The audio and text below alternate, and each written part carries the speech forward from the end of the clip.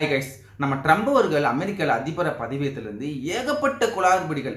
அது ஒரு வல்லரசு நாடு அமெரிக்கா.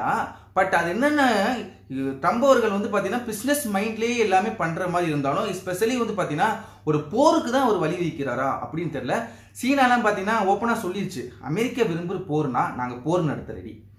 உங்களால ஒரு போரை வழி நடத்த முடியும்னா நாங்கள் குறைஞ்சவங்க கிடையாது. எங்கள்கிட்ட பார்த்தீங்கன்னா நாங்கள் டெக்னாலஜியில் மட்டும் தான் வளர்ந்துருக்கோம்னா எஸ்பெஷலி கிடையாது. எங்களால் போரையும் பண்ண முடியும், அதுக்கான ஸ்ட்ரென்த் எங்ககிட்ட இருக்குன்னு சொல்லிட்டு சீனாவே சொல்லிடுச்சு. இப்படி இருக்கிற பட்சத்தில் ட்ரம்ப் அவர்கள் ஒவ்வொரு அறிவிப்பும் நெக்ஸ்ட் பண்ணிக்கிட்டே இருக்காரு. இப்போ ரீசெண்டாக ஒரு 4 days முன்னாடி பார்த்தீங்கன்னா உக்ரைனோட அதிபர் செலன்ஸ்கியும் பார்த்தீங்கன்னா நம்ம ட்ரம்ப் அவர்களும் பார்த்தீங்கன்னா ஒரு மீட்டிங்கு ஏகப்பட்ட பிரஸ் மீடியா முன்னாடி 2 நாட்டோட அதிபர்கள் உட்கார்ந்து சின்ன குழந்தைங்க மாதிரி மாமா மச்சன் சண்டை போட்டு விளையாடிட்டு இருக்காங்க கைஸ். அதாவது அந்த உக்ரைனோட அதிபர் பார்த்தீங்கன்னா அமெரிக்கா தான் வந்திருக்காரு. ஒரு விருந்தாரியா வந்திருந்தா அவருக்கான ஸ்பெஷலி மரியாதை கொடுக்கணும், எல்லாமே பண்ணணும். பட் ட்ரம்ப் அவர்கள் அது எதுவுமே பண்ணல, அவர் மதிக்கவே கிடையாது. அவர் என்ன சொல்றாருன்னா, இவ்வளோ வருஷம் நாங்கள் உங்களுக்கு உதவணும், அதனால எங்களுக்கு அமெரிக்கானோட பொருளாதாரம் பாதிக்கப்படுது, அவ்வளோ மணி நம்ம ஸ்பெண்ட் பண்ணியிருக்கோம், எங்களுக்கு அதனால என்ன யூஸ், அதனால பார்த்தீங்கன்னா நாங்கள் இதுலேருந்து இது பண்ண போகிறோம் அப்படின்னு சொன்னால் அதனாலேயே இதுலேருந்து நாங்கள் விளைவிக்கிறோம் அப்படின்னு சொன்னதுனால பார்த்தீங்கன்னா உலக நாடுகளே பார்த்தீங்கன்னா அதிர்ச்சி ஆகிட்டு இருக்கு. ஏன்னா ஒரு வாரம் அல்லது ஒரு மாதத்தை முடிய வேண்டிய போகிற 3 வருஷங்கள் தாக்கு பிடிச்சதே பார்த்தீங்கன்னா அமெரிக்கான ஒரு வல்லரசு நாடு கொடுத்த சப்போர்ட்னால தான் உக்ரைன் பார்த்தீங்கன்னா 3 வருஷம் தாக்கு பிடிச்சிட்டு இருக்கு. இதுக்கப்புறம் அமெரிக்காவே அதுலேருந்து போகும்போது ஐரோப்பிய கண்ட்ரிகள்லாம் அமெரிக்கா போனால் போயிட்டு போகுது, நாங்கள் இருக்கும்போது பார்த்தீங்கன்னா அவங்களால எதுவுமே பண்ண முடியாது, இது ரஷ்யா போரில் ஜெயிக்க முடியாதுன்னு சொல்லிக்கிட்டு இருந்தாலும் பட் அமெரிக்கா அளவுக்கு முடியுமானா ஸ்பெஷலி முடியாது. சரி, இது ஒரு பக்கம் இருக்கணும். இதை பற்றி நம்ம ஒரு ஸ்பெசிஃபிக்காக ஒரு வீடியோ போட்டு இது கிளியராக நம்ம பேசலாம். இன்னொரு பக்கம் பார்த்தீங்கன்னா ட்ரம்ப் அவர்கள் இது முடிஞ்சதுக்கப்புறம் இன்னொரு அறிவிப்பு விட்டுருப்பாரு. என்ன அப்படின்னா, மற்ற எல்லா கண்ட்ரியுமே பார்த்தீங்கன்னா எங்கள் நாட்டுக்கு மேலே அதிகமாக டாக்ஸ் போடுறீங்க, நாங்கள் எங்கள் நாடு பிஸ்னஸ் அவங்க அமெரிக்காவில் ஒரு பிஸ்னஸ் இந்தியாவில் நடந்தாலும் சரி, சைனா நடந்தாலும் சரி, ஆப்பிரிக்கா எக்ஸ்ட்ரா எந்த ஒரு கண்ட்ரியில் நடந்தாலும் அதிகமாக நீங்கள் வரி போட்டு நிறைய வசூலிக்கிறீங்க. ஒரு பொருள் இருக்கு, இப்போ அமெரிக்காவிலேருந்து ஒரு பொருள் இந்தியாவில் சேல் ஆகுதுன்னா அதுக்கும் நீங்கள் அதிக வரி போடுறீங்க, வேற ஒரு கண்ட்ரிக்கு போனால் அதிகமாக வரி போடுறீங்க, இது நாங்கள் ஒத்துக்கிற மாட்டோம், நீங்கள் எந்த அளவுக்கு வரி போடுறீங்களோ அந்த அளவுக்கு நாங்களும் வரி போடுறோம் அப்படின்னு சொல்லிட்டு ட்ரம்ப் அவர்கள் சொல்லியிருக்காரு. இது எஸ்பெஷலி ஒரு பேசும்போது கொஞ்சம் லாஜிக்கா தான் தலைவர் பேசுறாரு அப்படின்னு தோணும் போது உள் நோக்கி பார்த்தோம்னா என்ன தலைவர் இப்படி பண்ணிருக்காரு, போற போக்க பார்த்தா என்ன ஆகுமோ அப்படின்னு சொல்லிட்டு ஒரு பதட்டத்துல தான் கைஸ் போயிட்டு இருக்கு. இதுல சீனா பாத்தீங்கன்னா எங்கேயுமே குறைச்சத சொல்ல, சீனா ஓப்பனா சொல்லிருச்சு, நீங்க வரி அதிகமா போடுறீங்கன்னா போட்டுக்கோங்க, நீங்க விரும்புறது போர்னா அதை நடத்த நீங்க ரெடினா நாங்க ரெடி. எஸ்பெஷலி பார்த்தீங்கன்னா இப்போ மிகப்பெரிய ஒரு அமெரிக்காக்கு அடுத்து ஒரு பொருளாதார ரீதியாக மிகப்பெரிய கண்ட்ரின்னு பார்த்தீங்கன்னா India versus China. Okay, China இந்த 2 நாடுகளும் பார்த்தீங்கன்னா ஒரு பொருளாதாரத்தில் அமெரிக்காவை தாங்கி பிடிக்கிற ஒரு கண்ட்ரி.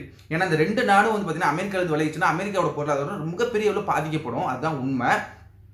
அப்படி இருக்கிற பட்சத்தில் பார்த்தீங்கன்னா அமெரிக்கா என்ன சொல்லுது அப்படின்னா, நீங்கள் இந்த அளவுக்கு வரி போடுறீங்கன்னா நாங்கள் அந்த அளவுக்கு போடுவோம். பட் அமெரிக்கா ஆல்ரெடி பார்த்தீங்கன்னா வளர்ந்துருச்சு.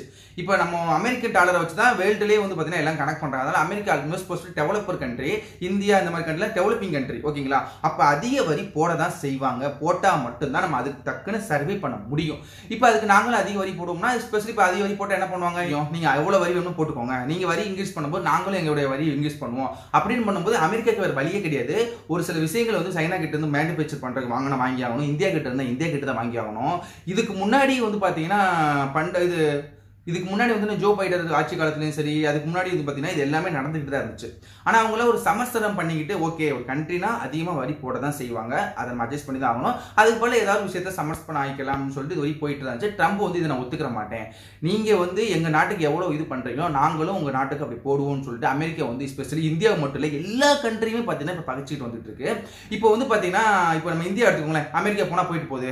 இப்போ நீங்கள் அது எங்கள் நாட்டிலேருந்து நடக்கிற உங்கள் நாட்டுக்கு நடக்கிற பிஸ்னஸ் அதிகமாக வரி போடுவீங்களா, போட்டுக்கோங்க. இப்போ எங்கள் நாட்டில் இருந்து ஒரு பொருள் போகுது, நீங்க அதிகமாக வரி போடணும் போட்டுக்கோங்க, எங்களுக்கு ஸ்பெசிஃபிக் கவலையே கிடையாதுன்னு சொல்லிட்டு இந்தியா வளர்க்கலாம். ஏன்னா இந்தியாவுக்கு அமெரிக்கா நம்பி தான் பிசினஸ் கேட்டீங்கன்னா கண்டிப்பாக கிடையாது. எல்லா கண்ட்ரியும் சேர்ந்து தான் இந்தியா நல்ல கண்ட்ரி, அமெரிக்கா ரஷ்யா பல கண்ட்ரியில் இந்தியா பிசினஸ் பண்ணுறது, இன்க்ளூடிங் சைனாவும் பார்த்தீங்கன்னா சைனா பார்த்தீங்கன்னா அமெரிக்கா நம்பி தான் கிடையாது, இந்தியாவும் சைனா இந்தியாவிலையும் பிசினஸ் பண்ணுது. இப்போ நம்ம அமெரிக்காவுக்கு என்ன வரி போடுறோமோ அதே தான் நம்ம சைனாவுக்கு எல்லாத்துக்குமே போட்டுக்கிட்டு இருக்கோம். ஓகேங்களா, அப்படி இருக்கிற பட்சத்தில் அமெரிக்கா எல்லா கண்ட்ரியும் படிச்சுக்கிட்டு தனியாக ஒரு பொருளை மேனுஃபேக்சர் பண்ணி மக்கள்கிட்ட சேல் பண்ண முடியுமான்னு கேட்டீங்கன்னா கண்டிப்பாக முடியாது.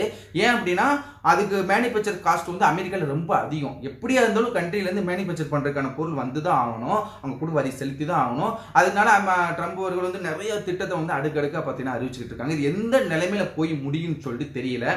ஓகே, நம்ம வந்து இதுக்கப்புறம் வீடியோவில் வந்து பார்த்தீங்கன்னா இந்த அமெரிக்கா கூட சைனா வார், ஆக்சுவலாக அந்த உக்ரைனுக்கு புஷ் எல்லாத்தையும் பார்த்தீங்கன்னா நம்ம கிளியராக நம்ம பேசலாம்.